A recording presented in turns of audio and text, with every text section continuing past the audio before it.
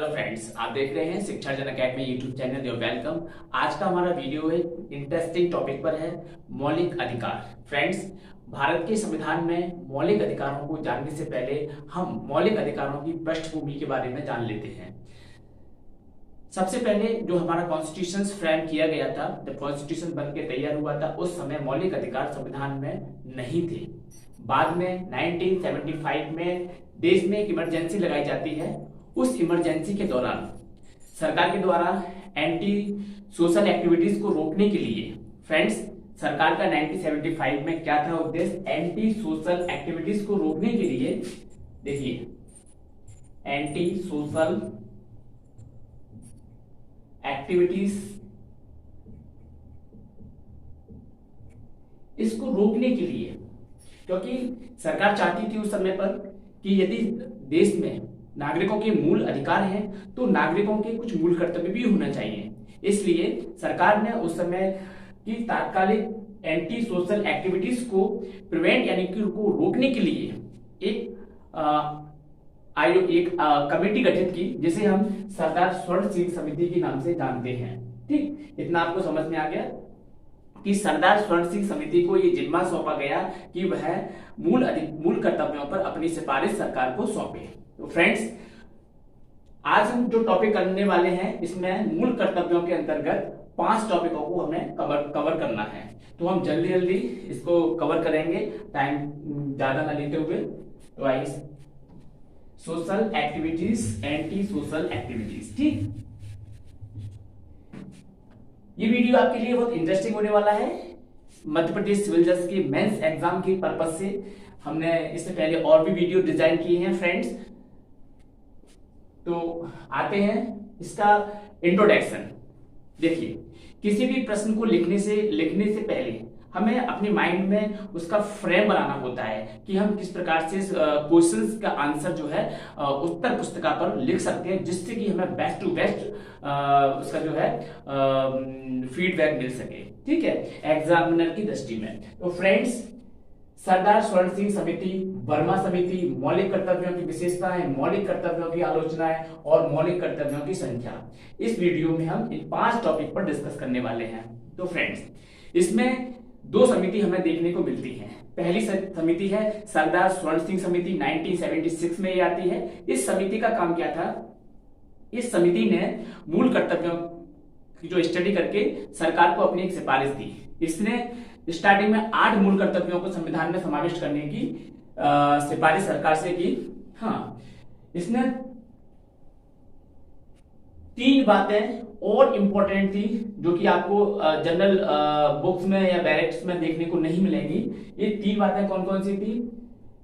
सरदार स्वर्ण सिंह समिति ने ये कहा था कि मूल कर्तव्य, जैसा कि आप सब लोग जानते हैं, आप लॉ के स्टूडेंट से इतने मैच्योर हैं कि आपको एक एक बात बारीकी से बताने की आवश्यकता नहीं है। जैसे आप यदि प्री का एग्जाम दे चुके हैं तो आपको ये पता होगा कि जो हमारे मौलिक कर्तव्य है वह नॉन जस्टिसिएबल है, यानी कि न्यायालय द्वारा उनका प्रवर्तन नहीं कराया जा सकता है, और मूल कर्तव्यों के लिए कोई पेनल्टी इंपोज नहीं की जा सकती, यानी कि कोई दंड की व्यवस्था नहीं है। तो फ्रेंड्स, ये हमारे संविधान में सरकार के द्वारा व्यवस्था दी गई है मूल कर्तव्यों के संबंध में।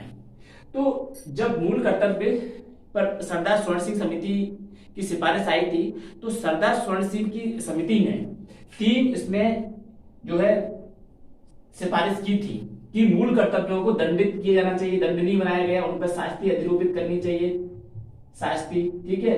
दूसरी जो सिफारिश की थी कि मूल कर्तव्यों को जो है जो शास्ति इंपोज की जाएगी, वो शास्ति जो है किसी प्रकार से कॉन्स्टिट्यूशन का वायलेशन नहीं करेगी। मतलब सरकार के द्वारा मूल कर्तव्यों के उल्लंघन के लिए जो शास्ति अधिरोपित की जाती है, वह शास्ति या पेनल्टी संविधान के उपबंधों के अंतर्गत उसे चैलेंज नहीं किया जा सकता है। ठीक है।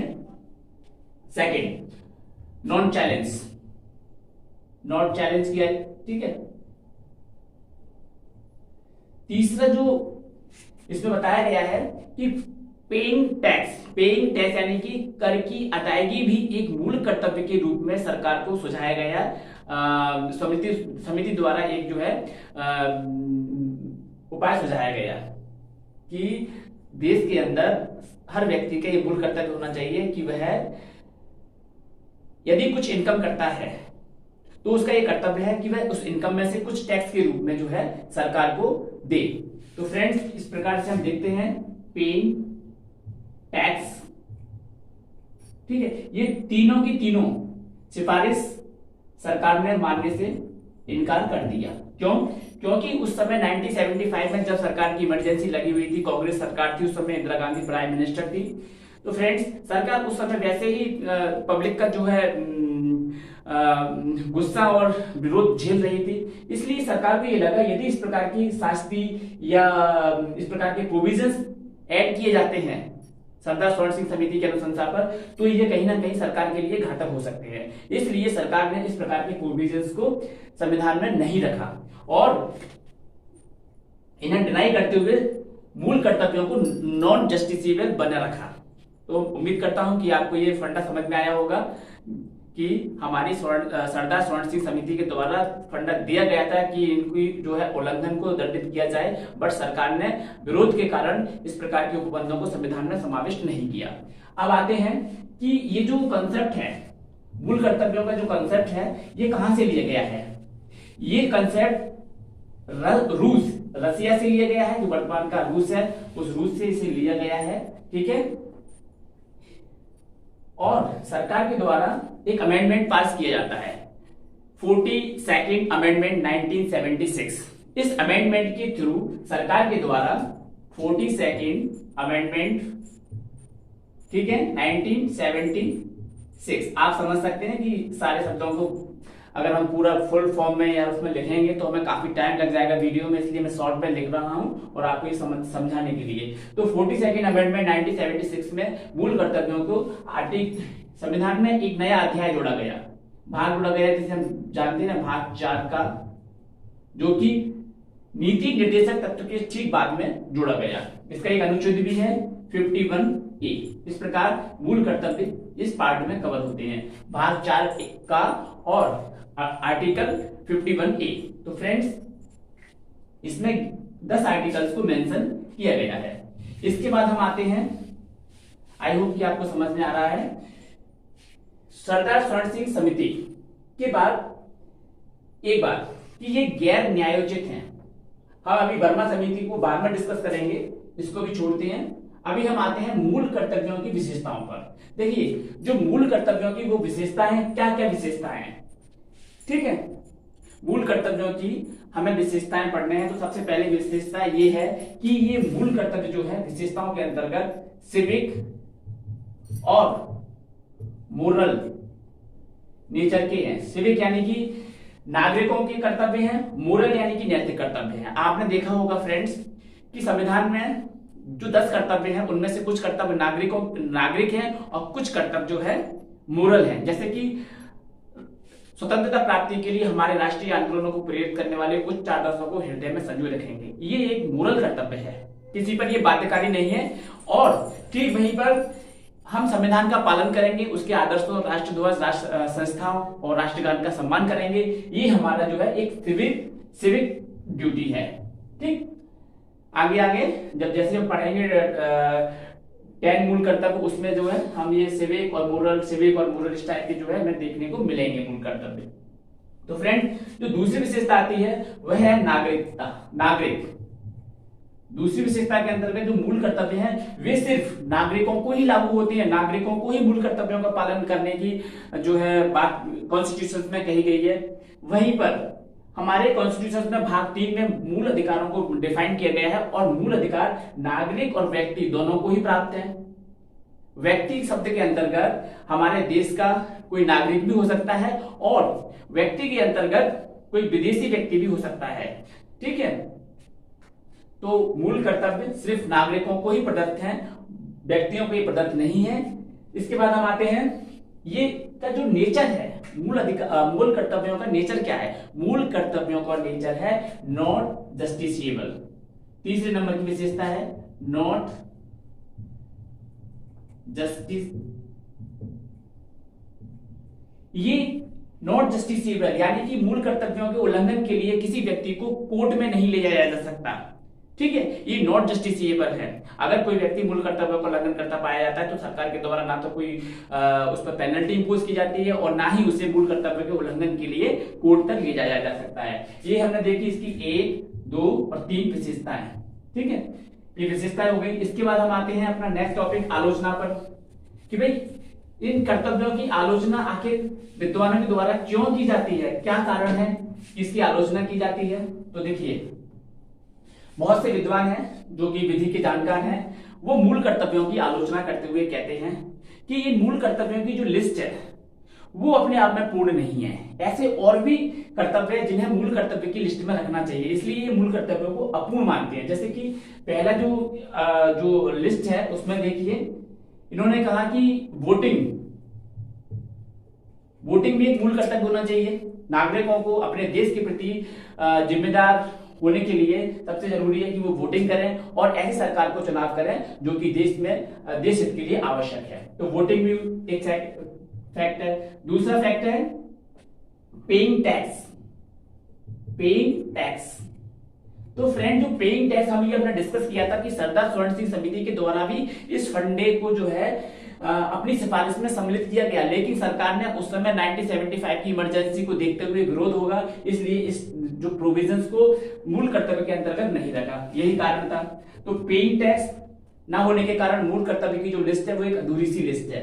तीसरा आता है हमारा कि फैमिली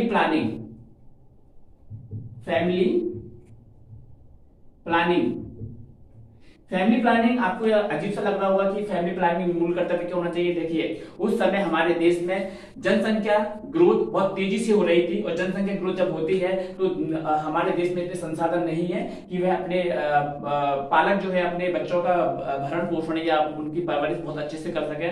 इसलिए इसमें एक कर्तव्य और होना चाहिए कि पालकों को या माता पिताओं को फैमिली प्लानिंग नियोजन को अपनाना चाहिए, उनका मूल कर्तव्य होना चाहिए, जिससे कि देश निरंतर तरक्की की ओर अग्रसर हो सके। तो फैमिली प्लानिंग भी एक मूल कर्तव्य के तौर पर जोड़ा जाना चाहिए, ये विद्वानों का मत है। आपका जो चौथा है कि इस मूल कर्तव्य की लिस्ट में विद्वानों का मत है कि हम मूल कर्तव्यों को पूर्ण इसलिए नहीं मानते हैं क्योंकि इसमें एम्बिग्युअस एंड डिफिकल्टी है। देखिए, एम्बिग्युअस एंड डिफिकल्टी है। ये एम्बिग्युअस और डिफिकल्टी क्या होती है? एम्बिग्युअस यानी संदिग्धता, डिफिकल्टी यानी कठिनाई। ये एम्बिग्युअस डिफिकल्टी हम जब मूल कर्तव्यों के नंबर को जानेंगे कि 10 जो मूल कर्तव्य है उनको जब अध्ययन करेंगे तब पता चलेगा कि उसमें एम्बिग्युअस क्या है और डिफिकल्टी क्या है। तो फ्रेंड्स, जैसे कि आपने देखा सेकंड नंबर का मूल कर्तव्य है कि हमारे देश में राष्ट्रीय आंदोलनों को प्रेरित करने वाले उच्च आदर्शों को हृदय में संजोए रखेंगे। तो फ्रेंड्स, हमारा देश एक बहुत मिलीजुली संस्कृति का देश है, इसमें बहुत धर्म के लोग निवास करते हैं, उनको किसी प्रकार से फोर्स नहीं किया जा सकता है। इसलिए ये संदिग्धता बनी हुई है कि उच्च आदर्श क्या हो सकते हैं, उच्च आदर्शों को लेकर के संदिग्धता है। इसी प्रकार से डिफिकल्टी भी है कि भाई जैसे कि आपने देखा है कि 6वें नंबर का मूल कर्तव्य है कि हमारी सामाजिक संस्कृति की गौरवशाली परंपरा का महत्व समझेंगे। तो देखिए, हर व्यक्ति के लिए परंपरा अलग हो सकती है, रिलीजन अलग हो सकता है, उसकी धार्मिक मान्यताएं अलग हो सकती हैं। इसलिए ये स्पष्ट तौर पर इसको डिफाइन न करने के कारण इसमें कठिनाई उत्पन्न हो रही है और जो संदिग्धता है, इस संदिग्धता के कारण जो मूल अधिकार प्रवर्तनीय जनता के द्वारा इनका जो पालन करना थोड़ा सा कठिनाई भरा हो रहा है। तो फ्रेंड्स, आलोचकों के द्वारा एम्बिगुअस एंड डिफिकल्टी यानी कि संदिग्धता और कठिनाई मूल कर्तव्यों की एक बहुत बड़ी कमी है और जनता में इसकी जागरूकता का भी अभाव है। जनता जानती नहीं है कि ये मूल कर्तव्य उसके हैं, उसे पालन करना चाहिए। ठीक है, अब हम आते हैं 5वें नंबर के अपने एक बहुत ही इंपॉर्टेंट आलोचना पर। ये कहती है कि मूल कर्तव्य नॉन जस्टिसिएबल तो है ही, ठीक है, मान लीजिए पहले पढ़ चुके हैं, लेकिन मूल कर्तव्यों को मूल अधिकार के कोऑर्डिनेट माना जाता है। जहां अधिकार है तो वहां कर्तव्य भी है। ठीक है, तो मूल कर्तव्यों को जो जोड़ा गया है हमारी संसद के द्वारा पार्ट 4A में जोड़ा गया है, जो कि राज्य के नीति निर्देशक तत्वों का वर्णन करता है। पार्ट 4A में ना जोड़ते हुए इसको जोड़ना था पार्ट 3 में, क्योंकि पार्ट 3 में फंडामेंटल राइट हैं, फंडामेंटल राइट्स हैं, ठीक है। तो फंडामेंटल राइट्स के बाद यदि इसे जोड़ा जाता फंडामेंटल ड्यूटीज को तो बहुत अच्छा रहता। आर्टिकल 35 के बाद में इसे जोड़ना था, ठीक है, जो कि नहीं जुड़ा गया। ये आलोचनाओं का एक विषय, इसे हमारे फंडामेंटल ड्यूटीज को ये सारी बातें आलोचनाओं का विषय बनाती हैं। इसलिए आप एग्जाम में इन पॉइंटों को बना करके अपने एग्जाम को, अपने आंसर को बहुत अच्छा लिख सकते हैं। इसके बाद हम आते हैं अपनी वर्मा समिति पर, जो कि हमने आपको बताया कि वर्मा समिति को हम बाद में डिस्कस करेंगे। अब देखिए वर्मा समिति का क्या ऑब्जर्वेशन है। वर्मा समिति का ये ऑब्जर्वेशन है। वर्मा समिति 99 में गठित की गई थी। तो उसने जो बताया कि देखिए वर्मा समिति का ऑब्जर्वेशन क्या ऑब्जर्वेशन है। वर्मा समिति ये कहती है, मान लिया जाए यदि मूल कर्तव्य नॉन जस्टिसिएबल है, गैर न्यायिक है और ये प्रवर्तनीय नहीं है तो क्या होगा। अगर मूल कर्तव्य प्रवर्तनीय नहीं है, उन्हें पेनल्टीज, उन्हें दंडित नहीं किया जा सकता तो क्या होगा। इसके अलावा भी हमारे पास अगर कोई व्यक्ति मूल कर्तव्य से संबंधित किसी विधि किसी उपबंध का उल्लंघन करता है तो उससे निपटने के लिए हमारे देश में पहले से ही बहुत सारी विधि विद्यमान है। जैसे कि देखिए यदि कोई व्यक्ति प्राकृतिक पर्यावरण का हनन करता है या वनों की अंधाधुंध कटाई करता है या फिर किसी भी प्रकार के वनों को जो है प्रोटेक्ट नहीं करता है तो उसके लिए हमारे पास एक एक्ट है, forest conservation act 1980। Friends forest conservation act में इन गतिविधियों को हम जो है हमारा जो मूल कर्तव्य है 8वें नंबर का, उस 8वें नंबर 7वें नंबर का आई थिंक मूल कर्तव्य है प्राकृतिक पर्यावरण, जिसके अंतर्गत वन, नदी, झील, वन्य जीव आते हैं, इनकी रक्षा करना है, प्राकृतिक पर्यावरण की रक्षा करना है। तो प्राकृतिक पर्यावरण की रक्षा करने के लिए ये वाला एक्ट है। यदि कोई गतिविधि ऐसी करता है तो इस एक्ट के अंतर्गत उसे हम दंडित कर सकते हैं। वहीं दूसरा एक्ट हमारा आता है, यदि उसमें लिखा है कि हम प्राणी मात्र के प्रति दया का भाव रखेंगे, ठीक है। तो प्राणी मात्र के प्रति दया का भाव रखने के लिए, उसको फुलफिल कराने के लिए हमारे पास एक एक्ट और हैगा। ये वर्मा समिति की ऑब्जर्वेशन वाली बातें हैं। The wild life protection act 1972, ठीक, ये हो गया। अब देखिए यदि कोई व्यक्ति संविधान का पालन नहीं करता है, उसके राष्ट्रध्वज, राष्ट्रगान का जो है सम्मान नहीं करता है तो उस समय हम क्या कर सकते हैं। यदि नहीं करता है तो हम संविधान के अंतर्गत उसे दंडित तो नहीं कर सकते हैं, लेकिन हमारे पास एक एक्ट और हैगा। वो कौन सा एक्ट है। वो एक्ट है हमारे पास 3रे नंबर का। देखिए the prevention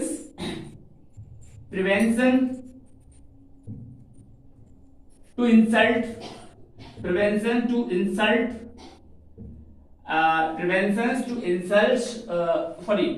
preventions of insult to national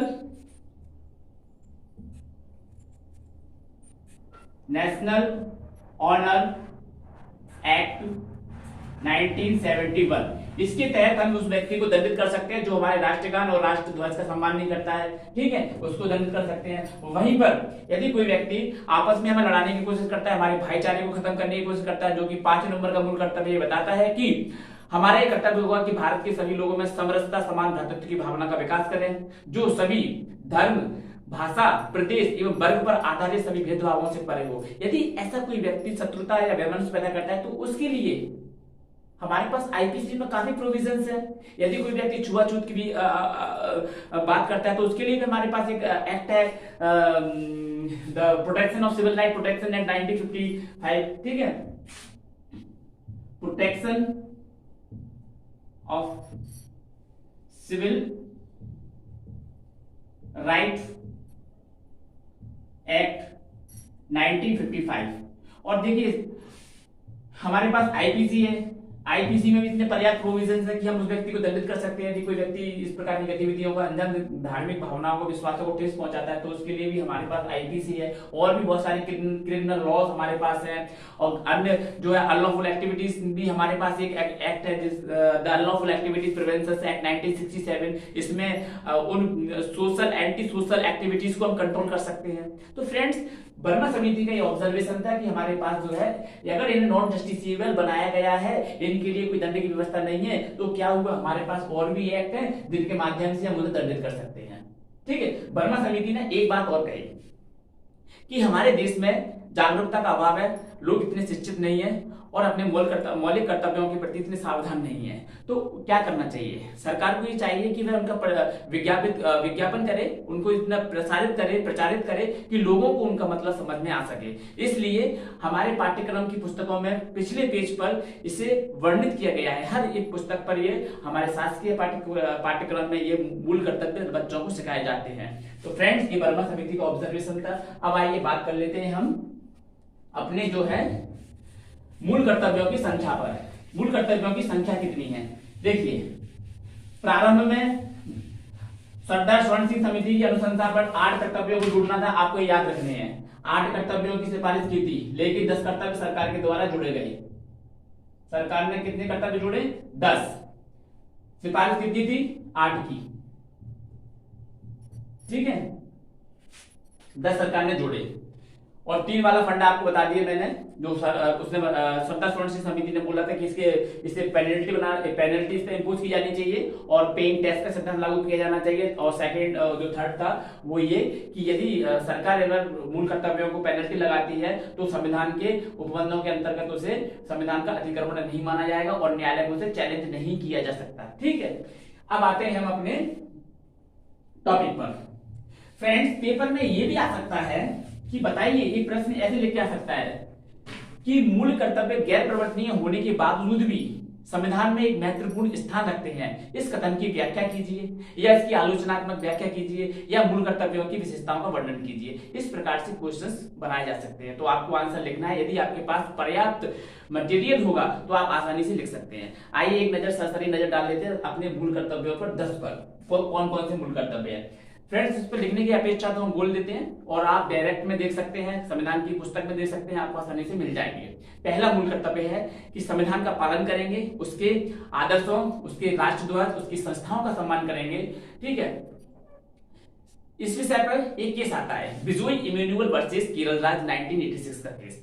1986 के केस में माननीय सर्वोच्च न्यायालय के द्वारा ये बताया गया कि यदि कोई व्यक्ति अपने धार्मिक विश्वास के कारण राष्ट्रगान नहीं गाता है तो उसे राष्ट्रगान गाने के लिए फोर्स नहीं किया जा सकता है, ना ही उस पर कोई दंड आरोपित किया जा सकता है। क्यों? सुप्रीम कोर्ट ने यह कहा कि आर्टिकल 19(1) में किसी व्यक्ति को वाक एवं अभिव्यक्ति की स्वतंत्रता दे रखी है और वाक एवं अभिव्यक्ति की स्वतंत्रता के अंतर्गत उस व्यक्ति को ना बोलने का भी, यानी कि चुप रहने का भी अधिकार है। वो कह सकता है कि मैं चुप भी रह सकता हूं, तो उसे फोर्स नहीं किया जा सकता है। ठीक है, ये एक केस है, इस पे आपको याद रखना है। आर्टिकल नंबर 1 को मूल कर्तव्य के लिए बिजोई इमैनुअल वर्सेस केरल राज। यदि आप इस प्रकार के पेपर में लिखते वक्त संबंधित केस लॉ को मेंशन करते हैं तो ये आपके लिए प्लस पॉइंट होगा। ठीक है, इसी प्रकार से हम दूसरे मूल कर्तव्य पर आते हैं, तो वो है कि हमारे राष्ट्रीय आंदोलनों को प्रेरित करने वाले उच्च आदर्शों को हृदय में संजोए रखेंगे एवं उनका पालन करेंगे। तीसरा मूल कर्तव्य है भारत की प्रभुता, एकता और अखंडता की रक्षा करेंगे। चौथे नंबर का है कि देश की रक्षा करेंगे और आह्वान किए जाने पर राष्ट्र की सेवा करेंगे। ठीक है, देश की रक्षा करेंगे, आह्वान किए जाने पर राष्ट्र की सेवा करेंगे। देखिए, राष्ट्र की सेवा करेंगे ये बाध्यकारी कहां बनाया गया है, आर्टिकल 23 में। आर्टिकल 23 बताता है कि किसी भी व्यक्ति को जबरदस्ती काम पर नहीं लगाया जाएगा, बिना पारिश्रमिक दिए उसे काम नहीं कराया जाएगा। लेकिन आर्टिकल 23 का क्लॉज 2 ये बताता है कि यदि सरकार को लगता है पब्लिक इंटरेस्ट में या लोकहित में कि उससे कार्य कराना आवश्यक है तो सरकार उससे देश के जो है हितार्थ काम करने के लिए उससे आह्वान कर सकती है। तो हमारा ये मूल कर्तव्य भी है और हमारा मूल अधिकार भी है, इसमें शामिल होता है। तो फ्रेंड्स, चौथे नंबर का देश की रक्षा करेंगे, आह्वान किए जाने पर राष्ट्र की सेवा करेंगे, सरकार हमें बुला सकती है तो हम जा सकते हैं। ठीक है, पांचवें नंबर का है, बहुत इंपॉर्टेंट ये मूल कर्तव्य है कि सभी लोगों में समरसता, समान भ्रातृत्व की भावना का विकास करेंगे जो सभी भेदभावों से परे हो, जो धर्म, भाषा, प्रदेश यानी कि वर्ग पर आधारित सभी भेदभाव से परे हो और महिलाओं ऐसी प्रथाओं का त्याग करेंगे जो महिलाओं के सम्मान के विरुद्ध हो। तो फ्रेंड्स, कितनी अच्छी बात है, हमारे मूल कर्तव्य में कैसी नैतिक, कैसी सिविक बातें लिखी हुई हैं। ये बहुत ही बहुत अच्छे तरीके से डेकोरेट किया है और सरदार स्वर्ण सिंह समिति की जितनी प्रशंसा की जाए उतनी कम ही है। तो फ्रेंड्स, ऐसी प्रथाओं का त्याग करेंगे जो महिलाओं के सम्मान के विरुद्ध हो, इससे महिलाओं के सशक्तिकरण को भी बल मिलता है। ठीक। 6वें नंबर का मूल कर्तव्य है कि हमारी सामाजिक संस्कृति की गौरवशाली परंपरा का महत्व समझेंगे और उसे बनाए रखेंगे। 7वें नंबर का है कि प्राकृतिक पर्यावरण, जिसके अंतर्गत देखिए हमें अपने पर्यावरण को बचाना है, उसके संवर्धन में, उसके विकास में काम करने हैं, जिससे कि हमारा पर्यावरण बचा रहे और हमारी आने वाली पीढ़ियों को हम एक अच्छा एनवायरनमेंट दे सकें। इसके लिए हमें प्राकृतिक पर्यावरण, जिसके अंतर्गत 4 टॉपिक आते हैं इसमें, देखिए जिसके अंतर्गत प्राकृतिक पर्यावरण के अंतर्गत क्या क्या आएगा आपको, प्राकृतिक पर्यावरण, इसमें 4 बातें आपको देखने को मिलेंगी, वन, झील, नदी और वन्य जीव। प्राकृतिक पर्यावरण के अंतर्गत हम इन चारों का संवर्धन, विकास, इनकी रक्षा, इनकी सुरक्षा करनी है। ठीक है। और इसी के लिए हमारे एक्ट भी बने हुए हैं, अभी हमने डिस्कस किया था, the wild life protection act 1972 and the forest conservation act 1980। तो इस प्रकार के एक्ट हैं, यदि हमें इससे दंडित नहीं किया जाता है, इसमें अगर हम पालन नहीं करते तो हमारे पास एक्ट है, उनसे करवा लेंगे। ठीक। तो वन, नदी, झील और वन्य जीव, इनका संवर्धन करेंगे, इनका जो, और इसमें एक बात और लिखी है, प्राणी मात्र के प्रति दया का भाव रखेंगे, जो कि हमारी सनातन संस्कृति भी इसी बात को कहती है, दया।